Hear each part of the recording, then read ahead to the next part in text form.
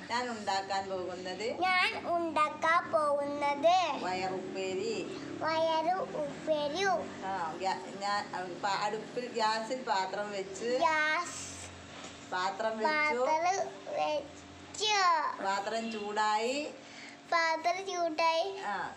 കടുകിട്ടു.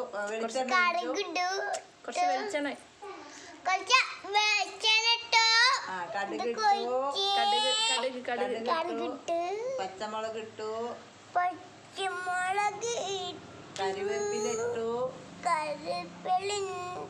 പയറ് അതിലേക്കിട്ടു.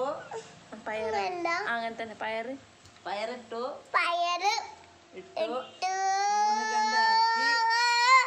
ഉപ്പിട്ടു. കുറച്ച് ഉപ്പിട്ട് കയ്യിൽ സ്പൂണ് കൊണ്ട് ഇളക്കി ഇളക്കി അടച്ചു വെച്ചു. കുറച്ച് കഴിഞ്ഞപ്പോൾ